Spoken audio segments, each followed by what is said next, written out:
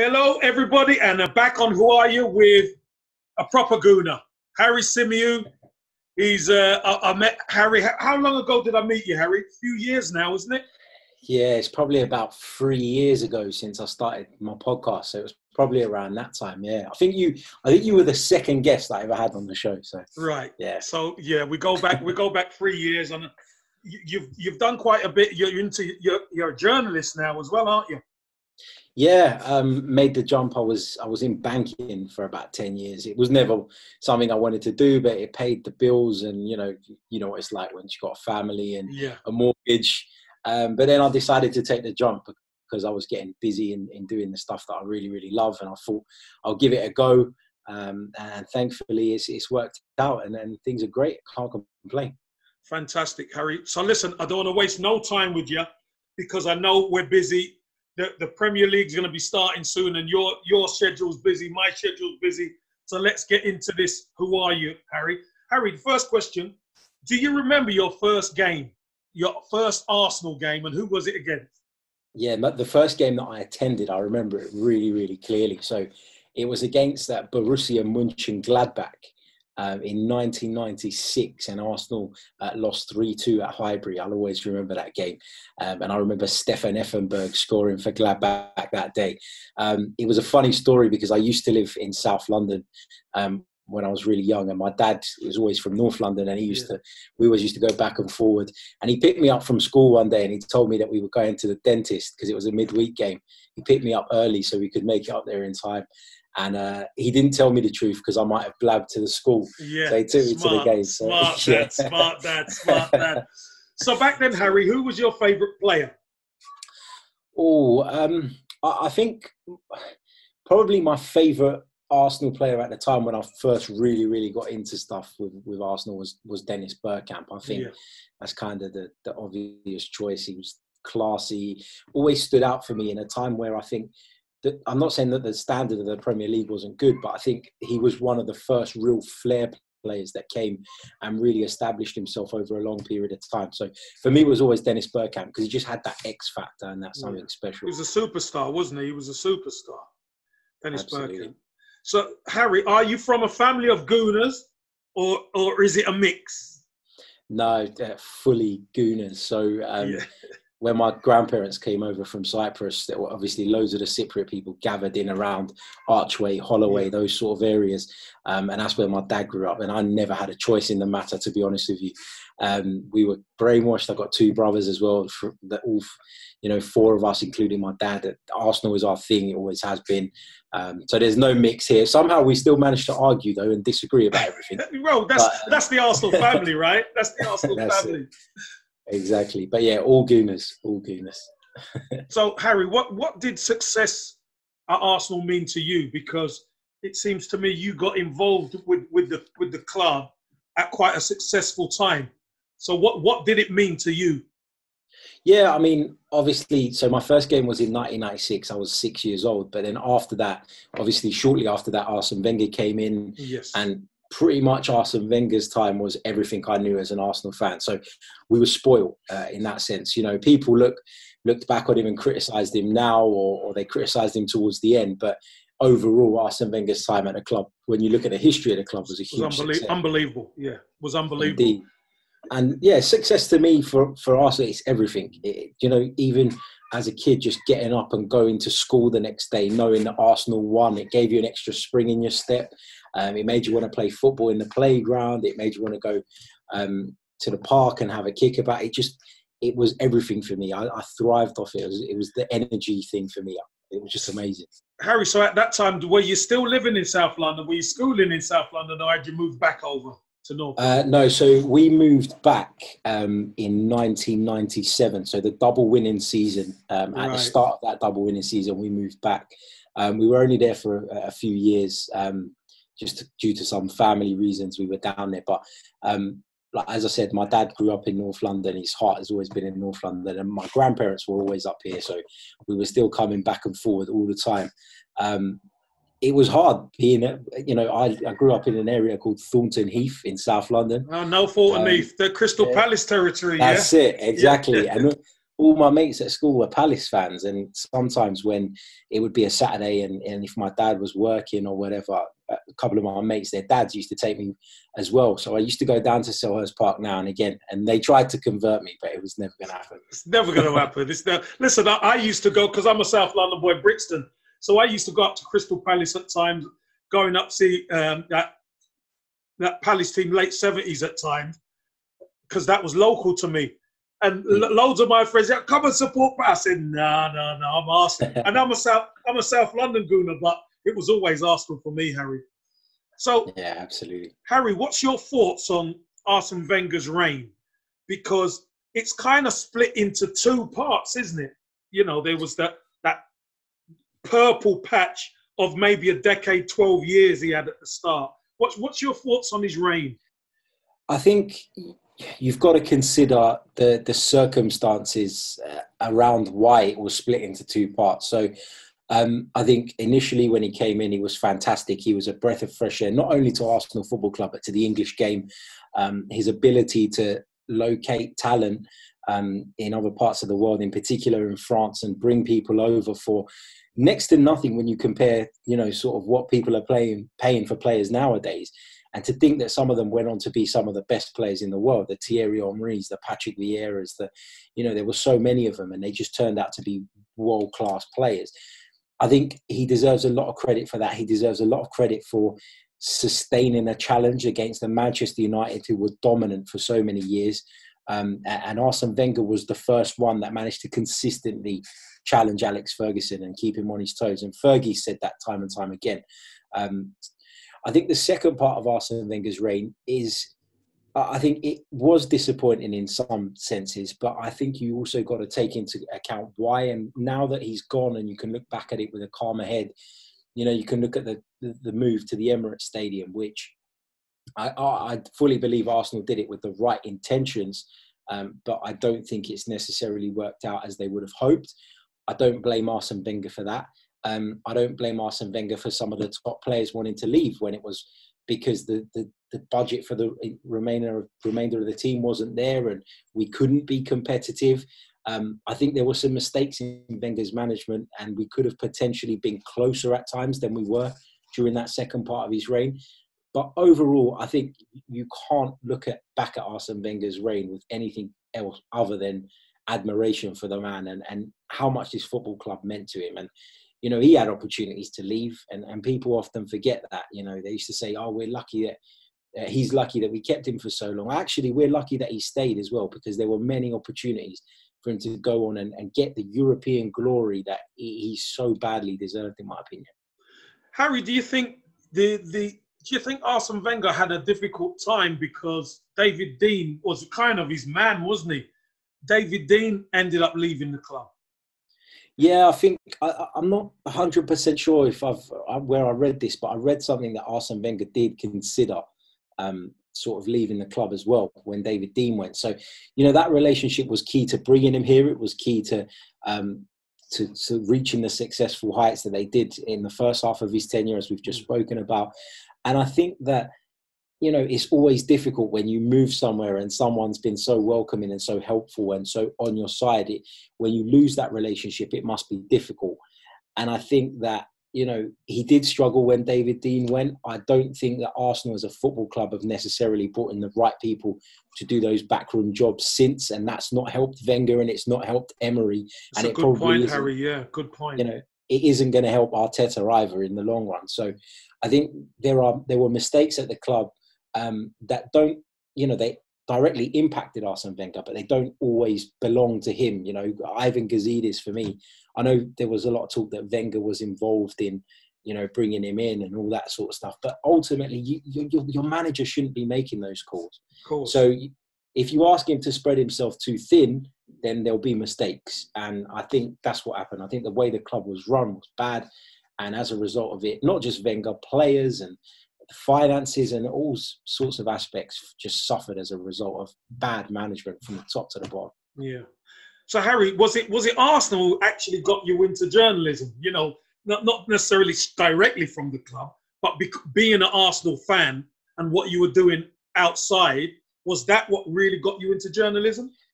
Yeah. So I always enjoyed doing podcasts and doing sort of the odd blog here and there. And I used to do a general football podcast before with a few friends. We started it for a laugh. We done really well with it. We went to the Football Blogging Awards a couple of years running.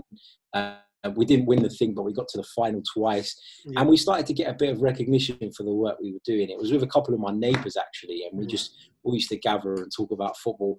And then taking on board what I'd learned from there, I thought, you know what, I'm really conscious of doing a general football podcast and just talking too much about Arsenal. So I'm going to start my own one, and I'm going to do it by myself or with guests, but it's nothing to do with that. It's just Arsenal only. Yeah. Started doing that, started writing a few articles, got a few bits of freelance work here and there, sending articles around and whatever. And then eventually I just got to the point where I had an income coming from that sort of stuff. And I was at a point where I thought, to get to that next stage now, I need to take the jump, which was daunting, because when you've got, like, I've got a 1.5-year-old and I only done this young a year family, ago. Yeah, you know, you do worry about it, and you think, bloody hell, like, is this worth the risk? And I said I'd give myself a year, and if I couldn't crack it after a year, then I would go back to what I was doing. And I'm not saying I've cracked it, don't get me wrong, I'm nowhere near where I want to be, but I am at a point where I can make a living off of it, thankfully. So that's cool. Brilliant. I'm proud of that and happy, and you know, I do work a lot of hours now, probably more hours than I've ever worked in my life, but when you're talking about Arsenal or doing things such as this, it don't feel like work, does it? Well, you know what I've found, and the reason why I'm doing this series, Harry, is because I actually love it. I love hearing the stories. Every fan's story is different. So that's why, you know, I commend you for stepping out of comfort zone, because it's hard. You're right. You've got a young family, etc. And as you say, you're not anywhere near where you want to be. But if you don't make that move, you're forever saying to yourself, why didn't I do it? Why didn't I do it? Why didn't I do it? That's what I've always had this in my head to you know, interview fans and find out their experiences. So I honestly, I commend you on what you've done. Thank you, man. It means a lot coming from an Arsenal legend. No problem. So, Harry, what are your thoughts on the current owner/regime at the club? Yeah, you sigh a little. Yeah, look, I don't think they've been great. I don't think it's a secret. I think the thing that worries me the most about the Cronkies is nothing to do with the money that the club spends, because I think the club has spent sufficient money to be in a stronger position than they currently find themselves in. I'm not necessarily one of these fans whose first thought is spend some effing money. That's not my view on it. My view on it and my concern by them is the fact that they're not present. They just don't feel like they're part of the club. They're not involved. They don't interact. And that for me is a real problem. I think they've made mistakes in the people that they've appointed. Again, they probably got consultants doing that for them, and they probably got, you know, board members having a say on that and stuff. So it's not solely down to them. But if the infrastructure is wrong, then you've got to look at the top, because if there's a problem at the top, it's going to filter down.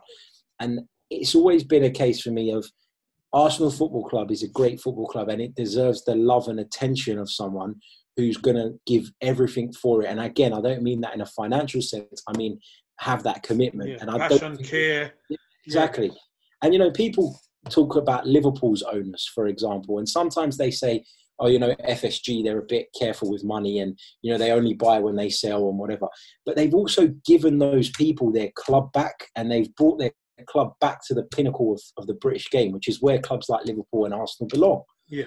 And they've done that. And so, yeah, there'll be faults in every owner, but our owners are not delivering what we want at the moment on the pitch or off of it. You know, our financials aren't great at the moment either. And I know the two have a correlation in terms of where we finish and European qualification and stuff. But I would warm a lot more to them if I just felt like they cared about the club and loved the club and were a bit more involved. So the regime overall, it's not good, it's not great, but it's their football club, unfortunately, at the moment. And as much as we want it to be ours as fans, we can't, unless they want to go, they're not going to go. So we just have to make the best of it and make our feelings known. Yeah, you know, Harry, I think sometimes if ever we're going to get rid of this guy, or the guy, Kroenke's going to leave, we have to hit kind of rock bottom. That's the only way, you know. There's no, we're successful and he sells it. It doesn't work that way. We have to hit a bit of rock bottom and go through some real pain before he even considers selling it, because it's, you know, it's a great investment for him, because it's business for him, isn't it? Yeah, that's it. And as long as he's making money and as long as he's got the asset there, why would he go anywhere? That's kind of the point, isn't it? He has this asset that he can borrow money against, and he can, you know, show on his portfolio without having to do an awful lot. He does the bare minimum, and that's what drives me crazy. Yes, he would argue that he pays people very well to do those jobs, the likes of Raul Sanllehi and Vinay and all those guys. But even with them, like, you know, as ambitious as they might be, if they are limited in what they can do, then they're never going to hit their peak. You know, people talk about Raul a lot and say, you know, Don Raul and this and that. And, you know, I follow European football pretty closely, and I do think that you don't survive as long as he did in such a top role at Barcelona if you're not ruthless, if you're not ambitious, and if you're not a winner. But is he going to get the tools to do that here? Probably True. Not. So True. It's difficult to judge, isn't it? You've got to take into account everything that's going on in the bigger picture, rather than just pointing the fingers at whether it's Raul or Vinay or Hus Fahmy or whatever and say, yeah, you're not good enough. No, look at the environment they're working in, and then you'll understand. Yeah. It's a difficult one. So it brings me on to question 8, to be honest. Are you optimistic about Mikel Arteta? Because what you just mentioned obviously has a direct impact on the manager, doesn't it? So are you optimistic about Mikel Arteta and what he can bring to the table? Yeah, I am actually. And I've got to be honest, when there was talk about Mikel Arteta getting the job, I was very much one of those people that said, I feel like we've fallen too far. I don't know if someone of such little experience can handle this. I felt like I wanted someone with a reputation already, a big name, to come in and shake it all up. And in my mind, the right person was Carlo Ancelotti. He ended up going to Everton. And there was a lot of speculation at the time because the pair were literally appointed a couple of days apart. That's right. So I was very much one of those people that was beating the Ancelotti drum. But the minute Mikel Arteta walked into his first press conference and spoke the way he spoke, I thought, I'm still not entirely convinced, but I can buy into this because I like the way you're speaking. I like the level of communication. I like the openness. I like the honesty. It made me realise how much we'd lacked that under Unai Emery. Yeah. Not necessarily his fault because, you know, the language barrier was a problem. But I bought into Mikel Arteta straight away, and I still do. Every time I hear him talk, I'm a little bit inspired, and I feel like he is on the right track. So I think he's going to have a tough job. There's no doubt about that. But I think he can bridge the gap a little bit if he can maintain a good relationship with the players, and if tactically he can make us more competitive, which, to be fair, up until now, he's made us more difficult to beat. I think his coaching has helped, don't you think? You know, there's players there who weren't looking as good as they were. You know, they're looking a lot better under him than they did under, you know, Unai Emery. So yeah, obviously he's got something. I think that's partly down to, as well as the quality of his coaching, but it's about being, you know, about being clear about what you want from your players. And I don't think you ever got that from Unai Emery. It was a different system every week. It was a different central defensive pairing. It was a different midfield. It was a back 3, then a back 4, then it was a 2 in the deep role in the middle, and then it was 1, and it was a mess. Whereas with Mikel Arteta, I think he's got a structure. Yes, he would tweak it at times to make us more competitive in certain games, but I think there is an underlying structure that the players are fully on board with, understand, and will buy into over time. Well, this kind of leads us into question 9, Harry. Arsenal's transfer/player retention policy has left a lot to be desired. Let's be honest. What's your take on it? Because it drives me up the wall. Yeah, it does. I think in terms of the transfer policy, in terms of bringing people in, I think we've made mistakes. I think we've overspent on average players. I think that in any transfer, there is an element of risk, but I feel like the the due diligence and the background work hasn't necessarily been up to scratch ahead of bringing in some of these players. I think that was partly down to the fact that Arsene Wenger had the full say. And it goes back to that point I made earlier about if you stretch someone too thin, you're going to get mistakes. Yeah. And I don't think he should have been responsible for all of that. It was impossible for him to manage the team, coach the team on a daily basis, prepare for games, and also analyse and look into potential recruits. So I think we needed a team to do that. I think we needed background staff to do that. And I think that's been the cause of a lot of our mistakes. In terms of the player retention thing, I think the contract situation is a real problem, and it seems to be cropping up again and again and again. The one caveat to that I would say is that if you're not successful on the pitch, you're always going to have your best players wanting to move away, because that is the way of the world. And these people are not Arsenal supporters like we are. They are just footballers who want the best for their own careers, and I completely understand that. It's not a criticism of them. But, you know, Pierre-Emerick Aubameyang is the latest example of someone who's just got a year left on his contract. He's pushing 30. He's probably thinking, I want to go on and I want to win stuff. And if Arsenal don't look like or can't show me that they're heading in that direction, then I'm going to go. And then it doesn't matter whether you put the contract offer on the table last year or if you do it this summer. If he doesn't want to stay because you don't match his ambition, that is a problem that is going to come up time and time again until you can become competitive. Yes, we could have done it better financially at times and made sure that we were compensated for losing these players. But I also think as well, you can't put a gun to a player's head and say, you need to sign a new contract if that player isn't on board with what you're doing. Yeah, Harry, I think the issue, I totally understand what you're saying and I agree with it. But let me just put this in. If you remember, we got the gun put to our head as a football club when Sanchez and Ozil were running their contracts down. And what did the club say after that? They said, we've learned from this situation. We're never going to be in the same situation where a player's running his contract down. Here we are again, a few years later, captain of the football club now, our top goal scorer. He's our biggest threat as a goal scorer. Captain, and we're in the same position. So what's going on within, you know, why do we find ourselves back in this situation when realistically we knew a year ago we should be speaking to him, and if he wanted to go then with 2 years on his contract, that's the time to get rid of him.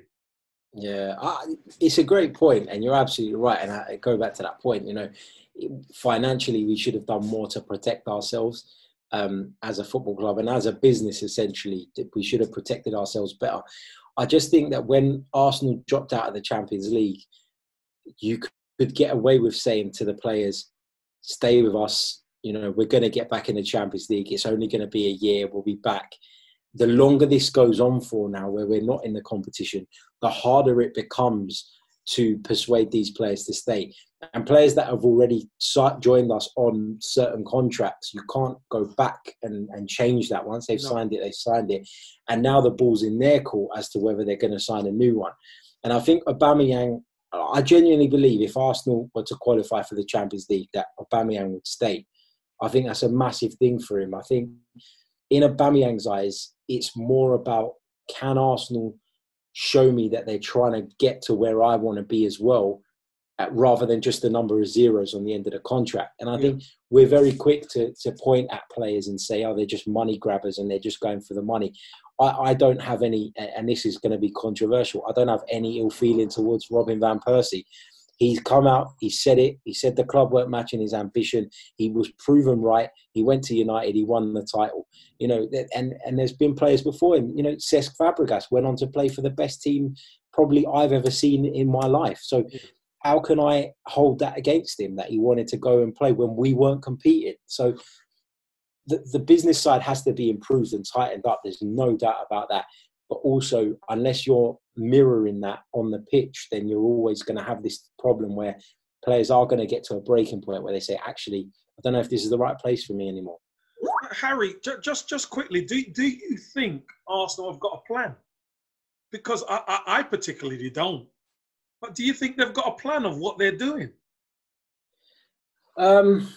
No, I don't think they have had a plan, and that's been the problem. I don't think there's been a recruitment strategy. I don't think there's been um, any sort of forward planning. I think they've just gone out there and tried to plug holes as and when they could. I think we're starting to see um, we started to see some movement for the future when we brought in someone like Gabriel Martinelli, Matteo Guendouzi, Yeah. who are for the longer term. But then, you need to see more of that. You need to, and equally, you can go and sign those players, but if you can't coach them, nurture them, and then eventually make them first teamers, then the strategy is flawed anyway. So what's the point? So you've got to, it's not just about getting them to the club. You've got to nurture that development, improve them, and put them in a position where they can represent your team week in, week out, having had an education at your club and having understood what the boss wants. Yeah. Well, Harry, we're already at the last question. I don't know where the time goes. So question 10, if you could change 3 things at the Arsenal to improve the football club, what would you do?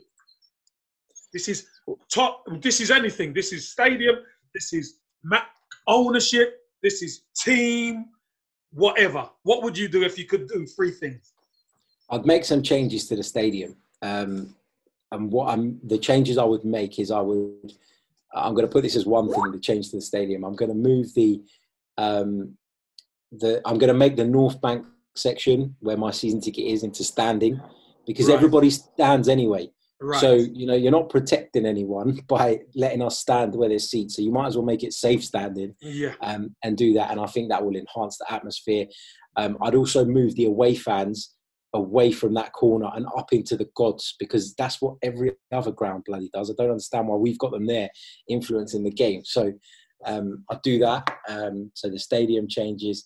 I'd like to see a director of football come in, not a head of football relations or whatever Raul's title is. A director of football whose sole job is to deal with contracts, is to help with recruitment and that sort of thing. I think like Raul's role is supposed to be partly that, but it's mixed in with a load of other things, and he's just not a traditional director of football. Yeah. But equally, for me, that's got to be someone that's played the game at the highest level. It's got to be someone who understands the identity of the club, and somebody who has that pulling power. If you look around Europe, if you look at Bayern Munich, for example, they always go, or Ajax, they always go and get legends and they put them in those positions. And they're the face of the club. They're the one that goes and sits with the player and convinces them and persuades them to come. And at Arsenal, I don't see that. I just see a bunch of corporates in suits. And as a young player, talented individual, that's not going to attract me. So yeah. I think that's the second thing. Third thing, this is going to rumble a few feathers. Go on, do it. Rumble. I wish I could change the nature of a lot of our fan base. That's not everyone, and everyone's entitled to their different opinions. I've got no issue with opinions. But I wish people would just discuss Arsenal matters with respect, and with respect for each other and what each other has to say, rather than you having to get into a heated argument with everybody about the simplest of subjects. We all want the same thing. And if everybody just listened to each other and spoke to each other sensibly and took on board each other's points without being very quick to get personal and start abusing each other, then I think Arsenal Twitter would be a nicer place. I think we wouldn't be branded as the fan base that we are by some outsiders. And I'd just like to see everyone come together as a community when it comes to Arsenal, rather than us. It feels like every topic we're divided on. Whether it's Ozil, we're divided on him. If it's Wenger, we're divided on him. If it's Emery, we were divided on him. There's always something. When you've got this many people following a football club, you will always have differences of opinions. Yeah. That doesn't mean you can't coexist and you can't share those opinions in a respectful manner and look out for each other. And I just don't think we stick together enough. Harry, do you think it's because we've had success and people are frustrated? Because, when you've had the success, Harry, you've said it yourself, when you were young and, when Wenger came in, this team were conquering, coming up to Manchester and winning titles on, opposition stadiums and winning it twice at White Hart Lane and going to Manchester United and winning it at Old Trafford. What a team, what a group that was.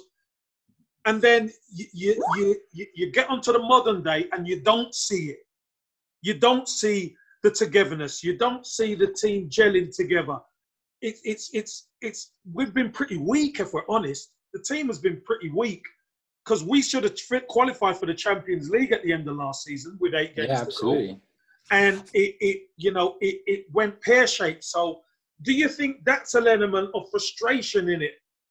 Yeah, I think we're spoiled and we can't accept where we are at present. That's not to say that we should accept it and never have ambitions to get back to the top, but you also have to be realistic about your goals. And as far as I'm concerned, I'm very old-fashioned in the sense that I look at the biggest football clubs and where they belong. And if I look at English football, and I take a step back from being an Arsenal fan for a minute, I look at English football. Liverpool, Manchester United are probably the 2 biggest clubs in this country, followed by Arsenal, in my opinion. And so, we are the 3rd biggest club in this country. So I don't think it's unreasonable to want to be that there or thereabouts and for that to be reflected in where we finish. But I also think that football has changed and there are factors that you have to look at. For example, the money men have come in at Chelsea. The money men have come in at Manchester City, which, let's be fair, there were 2 dead clubs before those guys come along. I don't mean that disrespectfully. Chelsea were on the brink, truthfully, yeah. Yeah, Chelsea were on the brink of going bust. Manchester City were playing a lot of their football in the lower tier. So it's, I think football's changed and you can't always look back at history and say, because of the history, that means that now we should be here. In an ideal world, it would, but you've also got to not accept mediocrity, but you have to understand the reasons why you've gotten somewhere and only worry about the ones that you can control and not the ones that you can't, because you'll drive yourself nuts. And that's in any aspect of life. You can only control some things. Make sure you do the best with the stuff you can control. Everything else, there's it's no noise. Everything else is just noise, exactly. Isn't it? Yeah, exactly. No, that makes perfect sense, and that's a good point to finish this on, Harry. Listen, it's gone so quick. It's been great speaking to you, mate. Honestly, and I'd love you to do a part 2 further on down into the season, maybe at the end of the season if you can, because I know you're busy, mate. And listen, I really appreciate you coming on, Harry. Thank you so much, mate. Thank you for having me, man. Honestly, it was an honour and I really appreciate it. And I'm sure we'll speak soon. Lovely, Harry. Thanks, mate. Cheers, mate. Bye.